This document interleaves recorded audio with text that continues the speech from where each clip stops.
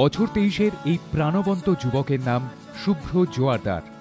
2 বছর আগে এক ভয়াবহ মোটরসাইকেল দুর্ঘটনায় প্রাণবন্ত শুভ্রর প্রাণটা কোনো ক্রমে রক্ষা পেলেও রাখা যায়নি ডান পাটা। প্রতিশ্রুতিবান ক্রিকেটারের পা বাদ যাওয়া মানেই সবকিছু চলে যাওয়া। ডাক্তাররা বলেছিলেন বড় জোর ক্রাচ নিয়ে হাঁটাহাঁটি, তার বেশি কিছু নয়। আর এই জায়গা থেকেই লড়াই শুরু শুভ্রর। প্রবল হতাশা আর চরম নিঃসঙ্গতাকে ছেড়ে ফেলে শুরু নয়া ইনিংস।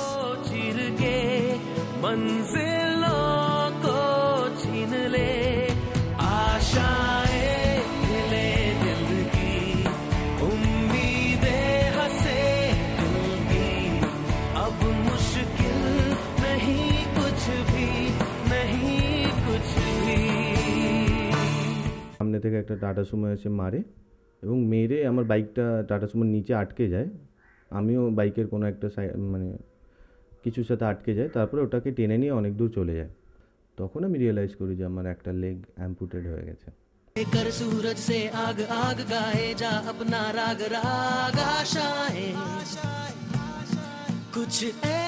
নাচে ময়ূরীর সেই সুধা চন্দ্রনকে মনে আছে আপনাদের?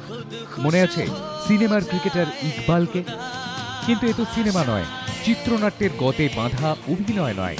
এ লড়াই বাস্তবের, এ লড়াই ফিরে আসার, এ লড়াই প্রতিবন্ধকতাকে জয় করার। আর এ লড়াইয়ে শুভ্র পাশে পেয়েছেন তাঁর কোচ সতীশকে। সবাতে আলাদা এই ব্যাপার যে ও যে ক্ষমতার মধ্যে ও যে এখানে এসছে, সেটা অন্য ছেলে হলো হয়তো এতটা পারত না নিজেকে নিয়ে, কিন্তু ও শুরু থেকে বলতো স্যার আমি আবার থেকে আসবো। এই জিনিসটাই ওকে আবার দান করিয়ে দিল জীবনে। বোলিং করতে গেলে পা টেনে বল করতে হয়। কৃত্রিম পা নিয়ে ব্যাট করতে খুব একটা অসুবিধা না হলেও ফুটওয়ার্কের সমস্যা তো থাকবেই। আন্তর্জাতিক বা রাজ্য স্তরের ক্রিকেট হয়তো আর কোনোদিন খেলা হবে না সচিন তেন্ডুলকরের এই ভক্তের, কিন্তু পা হারিয়েও ফের ক্রিকেট মাঠে ব্যাট হাতে নেমে পড়াও যে প্রায় অসম্ভব ছিল, তাকে সম্ভব করে দেখিয়েছেন শুভ্র।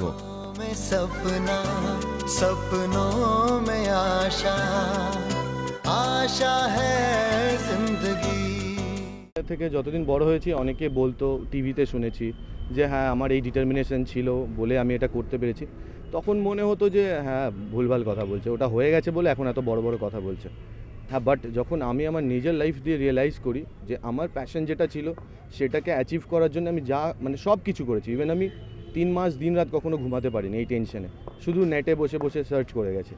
তো এই ডিটারমিনেশনটা কেউ যদি কোনো জিনিসের ওপরে থাকে লাইফে সব কিছু অ্যাচিভ করা যায়। আর শুভ্রর পছন্দের মোটরসাইকেল, যার জন্য এত বড় দুর্ঘটনা, সেই মানসিক আতঙ্ককে দূরে সরিয়ে ফের মোটরসাইকেলের সওয়ারি হয়ে টালা থেকে টালিগঞ্জে দাপিয়ে বেড়ানোর শুভ্র জীবন দর্শনই হল জিনা ইসি কা নাম হ্যায়।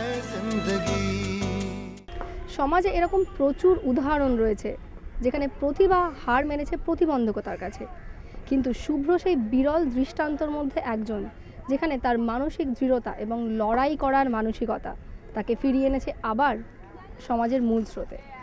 এই রকম একজন ব্যক্তিত্বকে আমাদের প্রত্যেকেরই কুর্নিশ রইল। ক্যামেরায় স্বপনের সঙ্গে প্রিয়াঙ্কা বাসুর রিপোর্ট, কলকাতা।